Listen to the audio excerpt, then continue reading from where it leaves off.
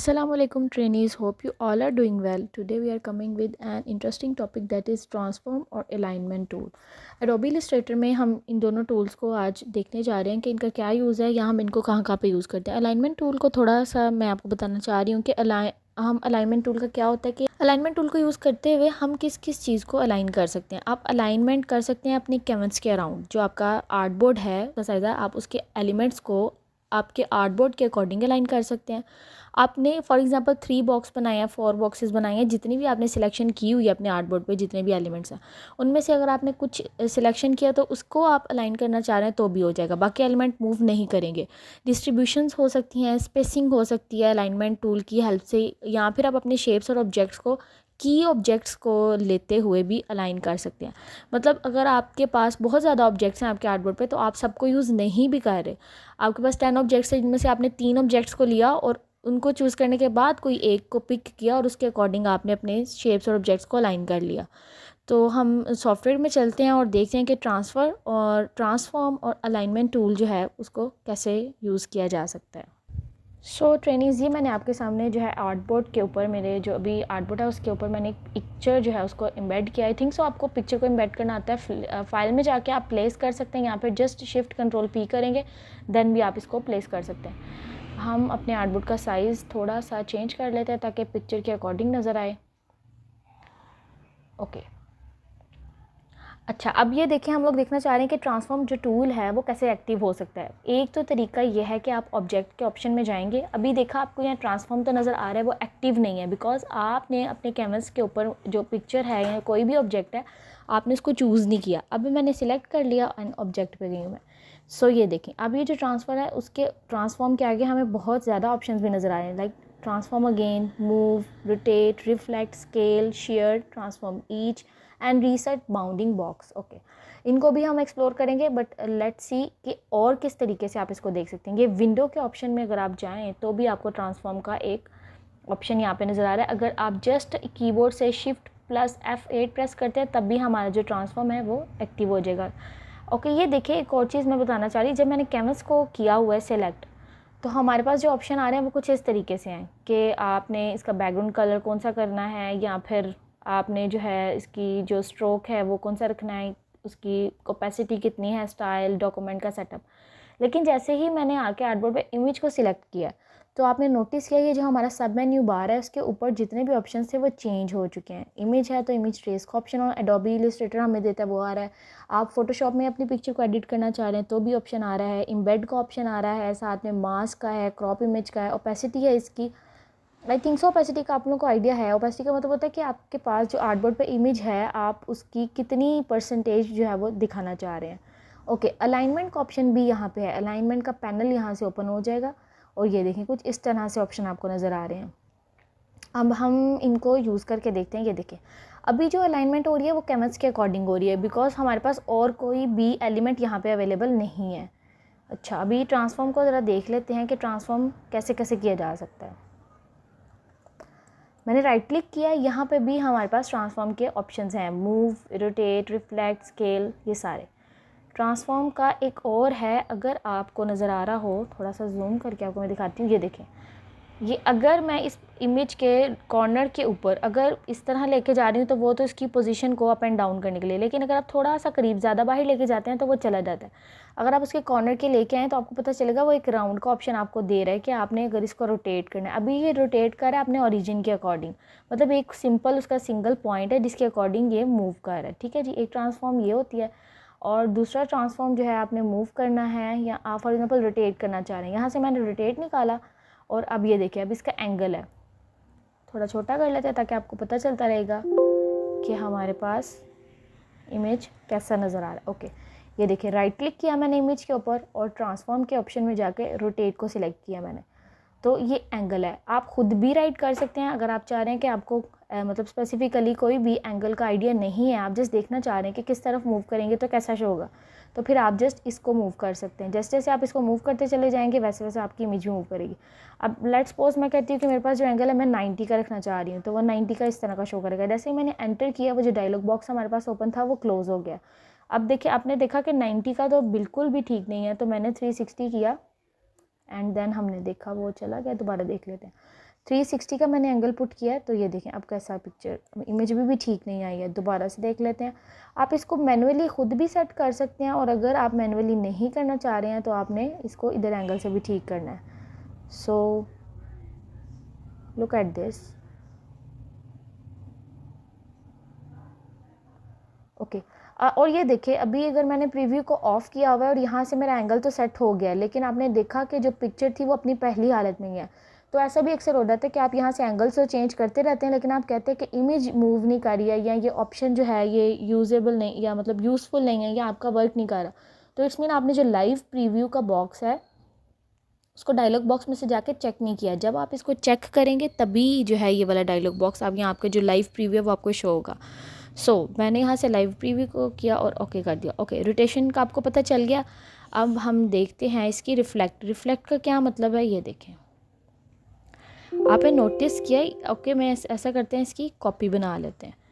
ये देखें रिफ्लेक्शन का शायद आपको आइडिया हो जाएगा कि रिफ्लेक्शन का मतलब, जैसे हम लोग इमेज यहाँ शीशे में जब देख रहे होते हैं तो हमें अपना राइट जो है वो लेफ़्ट और लेफ़्ट जो है वो राइट में नज़र आ रहा होता है। तो मैंने इमेज को रिफ्लेक्ट करने के साथ उसकी कॉपी सिर्फ इसलिए बनाई है ताकि आप लोगों को आइडिया हो जाएगा कि रिफ्लेक्ट का जो ऑप्शन है वो एक्चुअली में कर क्या रहा है। ये देखें वर्ड्स और लोगो बिल्कुल सेम है, बस उसने क्या किया उसको थोड़ा सा रिफ्लेक्ट करके उसकी शेड या उसका स्टाइल जो है उसको चेंज कर दिया। ओके ये देखिए रिफ्लेक्ट ट्रांसफॉर्म टूल के लिए स्पेशली आपको जो है अगर कोई ऑप्शन आप नहीं भी निकाल रहे हैं तो भी आपने जस्ट क्या करना है, जो भी आपकी इमेज या पिक्चर सिलेक्ट है उसको, पिक्चर जो आपने सेलेक्ट किया है आपका कोई एलिमेंट भी है उसको भी आप ट्रांसफॉर्म करना चाह रहे हैं तो उसके कॉर्नर के राइट साइड पे या कोई भी एंकर पॉइंट है उसका आप निकाल लेते हैं तो भी आ जाएगा। ये देखें अब फॉर एग्जांपल आपने अलाइनमेंट करनी, आपने ट्रांसफॉर्म करना है, लेकिन किस तरह करना है। ये स्ट्रेच हो रहा है, क्या स्ट्रेच कर रहा है, अलाइन कर रहा है, ये स्ट्रेच कर रहा है सिर्फ और सिर्फ इसकी एक साइड को, बाकी किसी भी साइड को उसने नहीं किया है। और अब आप कहते हैं कि अगर आपने दोनों साइड को स्ट्रेच करना है, मतलब चाहे ऊपर वाले दोनों पैरेलली स्ट्रेच हो जाएं या दोनों जो है वो सामने वाले जो है वो हो जाए, तो आपने कीबोर्ड से आल्ट को प्रेस करके रखना है। तो अब जब आपने स्ट्रेच किया तो ये देखें वो दोनों साइड से, इधर से भी दोनों साइड से हुआ, और अगर मैंने आल्ट को प्रेस करके रखा और यहाँ से इसको स्ट्रेच किया तब भी अप एंड डाउन दोनों तरफ से इसकी स्ट्रेचिंग हुई है। ओके वो इक्वली जो है ना वो स्केल कर रहा है।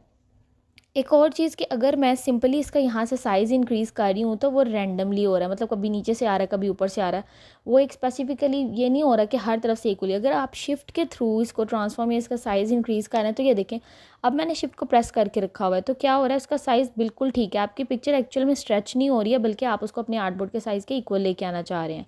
ठीक है जी, ये तो सारे हो गए हैं ट्रांसफॉर्म के सिलेक्शन, ट्रांसफॉर्म के जो हैं हम लोगों ने ऑप्शन देखे हैं। उसके अलावा हमने देखा है रिफ्लेक्ट क्या हुआ है और साथ में रोटेट कैसे। अलाइन टूल पे चलते हैं कि अगर आपके पास, अब हम यहाँ पे कुछ एलिमेंट्स ड्रॉ कर लेते हैं ताकि आप लोगों को आइडिया हो जाएगा कि एक्चुअली में हो क्या रहा है। फॉर एग्जांपल हमने रेक्टेंगल का कलर चेंज कर लेते हैं ताकि ये विजिबिलिटी जो है इसकी थोड़ी ज़्यादा हो जाएगी।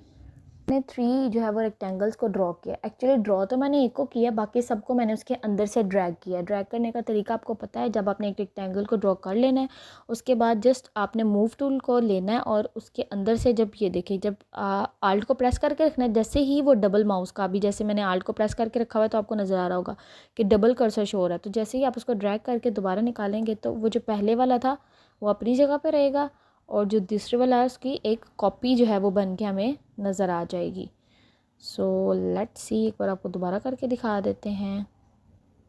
ये देखें तब तक उसको जो है आपने लीव नहीं करना है आल्ट को, जब तक आपकी कॉपी एक न्यू पोजीशन पे जो है आप उसको प्लेस नहीं कर देते। ओके ये देखिए अभी इसकी मैं प्लेसमेंट थोड़ी सी रैंडम कर देती हूँ। अभी मैंने क्या किया, तीनों को सिलेक्ट किया,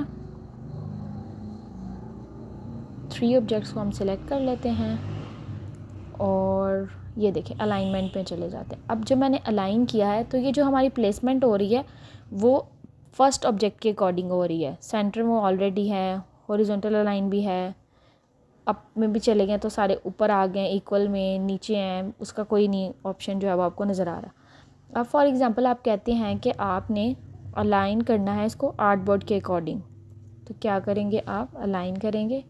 डिस्ट्रीब्यूट ऑब्जेक्ट्स है, ये डिस्ट्रीब्यूट स्पेसिंग है, तो इनको क्या करेंगे पहले सिलेक्ट कर लेंगे एंड देन ओके। इसकी अलाइनमेंट से पहले हम एक चीज़ देख लेते हैं कि हम लोग अलाइनमेंट के ऑप्शंस को और कहाँ से निकालते हैं। पहले तो आपने देखा अगर आप कोई भी ऑब्जेक्ट सिलेक्ट कर रहे हैं तो ये देखें सिंगल ऑब्जेक्ट को जब आप सिलेक्ट करते हैं तब वो आर्टबोर्ड के अकॉर्डिंग उसकी सिलेक्शन कर देता है, ठीक है। मैंने फर्स्ट को किया, अभी सेकंड को हम लोग कर लेते हैं। ये देखें इसकी अलाइनमेंट कैसे, अच्छा सेकंड वाला सिलेक्ट नहीं हुआ, इसको मैंने सिलेक्ट किया। अब इसकी डिस्ट्रीब्यूशन कैसे, इसकी अलाइनमेंट कैसे हो रही है, अकॉर्डिंग टू आर्टबोर्ड हो रही है। यहाँ पर भी अलाइन का वेरी थर्ड ऑप्शन है कि horizontal align left, align centre. Align centre कर रहे हैं तो वो देखें आप, चूँकि आपने एक ही हम लोगों ने सिलेक्ट किया हुआ है अभी जो ऑब्जेक्ट है, तो अगर आप ज़्यादा ऑब्जेक्ट सिलेक्ट कर लेंगे तो क्या होगा कि वो सारे ऑब्जेक्ट्स को लेके फिर अलाइन करेगा। लेट्स सी अब क्या होता है। ये ऑब्जेक्ट्स है, इसको अलाइन किया मैंने सेंटर में, ये सारे सेंटर में आ गए हैं। अब मैंने अलाइन किया है इसको टॉप, वो टॉप में उस तरह चले जाते हैं बिकॉज उसकी जो अलाइनमेंट है वो सेपरेटली हो रही है। अब देखें फॉर एग्जांपल आप कहते हैं कि हमने तीनों को एक ही दफ़ा में अलाइन करना है लेफ़्ट में। अगर ये सिंगल ऑब्जेक्ट्स हैं तो ये सारे अलाइंड होंगे। जब आप इसकी सिलेक्शन कर रहे हैं तो वो पूरी 3 सिलेक्शन बना रहे हैं, आप इसको ग्रुप कर लेते हैं। अब जब मैंने इसको ग्रुप किया ना, तो अब आप चेक कीजिएगा इसकी अलाइनमेंट कैसे होती है। अलाइन किया मैंने, अब देखें वो जो ग्रुप बन गया उसका मतलब है कि ये एक ऑब्जेक्ट है उसके पास। पहले जब हम सिलेक्ट कर रहे थे तो वो अनग्रुप थे, वो तीनों जो आपके पास एलिमेंट थे वो एक एक एलिमेंट थर्ड एलिमेंट थे, तो तीनों एलिमेंट अपने ही जो उनका एक रेक्टेंगल बॉक्स बना था उसके अंदर ये लाइन हो रहे थे। अब जबकि ये ग्रुप बन गया तो फिर वो कैनवस के अकॉर्डिंग हो रहे हैं। सेंटर में किया, सेंटर में आ गए, हमने इसको राइट अलाइन किया है। ऊपर से देखिए मैंने अप किया तो अप में चले गए हैं, डाउन पे किया क्लिक तो वो डाउन में आ गए हैं, सेंटर में किया तो दैन ये भी सेंटर में आ गए। यहाँ से और यहाँ से करेंगे तो वो मतलब इस तरह भी सेंटर में और इस तरह भी सेंटर में। अब ये देखें अगर हम इसको अनग्रुप कर देते हैं, अब अनग्रुप कर दिया मैंने, अब ये 3 सेपरेट ऑब्जेक्ट्स हैं। अब जब मैं अलाइन कर रही हूँ तो वो हिल भी नहीं रहे, वही वहीं पे हैं जहाँ पे थे पहले। और जब मैंने वर्टिकल टॉप किया तो वो सारे अपने ऊपर चले गए हैं। वो क्यों हुआ है, क्योंकि जब हम लोगों ने ग्रुप में करना है तो वो ग्रुप को जब जो एडोबी है या कोई भी आपके पास सॉफ्टवेयर है, वो जो ग्रुप्ड एलिमेंट है उसको एक सिंगल एलिमेंट जो है वो सिलेक्ट करता है। और जब वो अनग्रुप हो जाते हैं तो फिर उनकी अलाइनमेंट कैसे हो रही होती है, उनकी अलाइनमेंट जो है हमारे पास वो एक ऑब्जेक्ट के अगर ग्रुप्ड में है तो देन 1 एलिमेंट होगा, और अगर 3 एलिमेंट है जिनको आपने ग्रुप नहीं किया हुआ है तो वो फिर क्या होगा, वो अपने ओरिजिन वो जो एक रेक्टेंगल बॉक्स बन रहा है उसके अकॉर्डिंग ही वो आपको अलाइनमेंट शो करेगा। ओके, आपने ऑब्जेक्ट में से भी देख लिया कि अलाइनमेंट का 3rd नंबर है। और विंडो के पास भी बहुत सारे ऑप्शंस हैं, आपने इनको भी एक्सप्लोर करना है। कि आपने नोटिस किया होगा कि जितनी भी चीज़ें हम लोग देख रहे हैं वो एटलीस्ट विंडोज़ में ज़रूर हम लोगों को नज़र आ रही होती हैं। ये देखिए इसमें भी 3rd ऑप्शन है जिसमें शिफ्ट, अगर आप विंडोज़ में से शिफ्ट F7 प्रेस कर रहे हैं, F7 प्रेस कर रहे हैं तो भी आपके पास अलाइन का ऑप्शन आ जाता है। ओके, अभी भी ग्रुप में है इसलिए इस तरह नज़र आ रहा है। डिस्ट्रीब्यूशन ऑब्जेक्ट आप देख लेते हैं। लेट्स मैं जो है ये ग्रुप होगा इसको अनग्रुप करती हूँ और थोड़ी सी इसकी अलाइनमेंट हम लोग चेंज करते हैं और उसके बाद देखते हैं कि अब क्या होता है। ओके, ये देखें, अब देखेंगे हम इसको अलाइन करेंगे तो ये देखें अब उसने क्या किया, डिस्ट्रीब्यूट किया तीनों को इक्वली। यहाँ पे कर रहे हैं तो वो नीचे पहले ही हुआ था, ये देखें ये इस तरफ आ गया है। हॉरिजॉन्टल सेंटर कुछ भी नहीं हो रहा, इसकी स्पेसिंग है ये भी अलाइन कर रहे हैं तो इधर आ गया।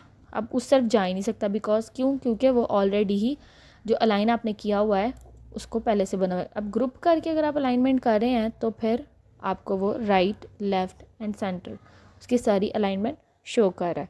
सो आई होप ट्रेनिंग्स आपको आज के जो है वो वीडियो इन्फॉर्मेटिव लगी होगी। अगर आप ऐसी ही इन्फॉर्मेटिव वीडियोस देखना चाहते हैं और एडोबी को और एक्सप्लोर करना चाहते हैं, हमारे चैनल को सब्सक्राइब करें और न्यू आने वाली अपडेट्स को जो टाइमली देखें ताकि आपको सॉफ्टवेयर के अकॉर्डिंग जो न्यू अपडेट्स हैं वो टाइमली मिलती रहेंगी। Thank you for today, stay tuned, अल्लाह हाफिज़।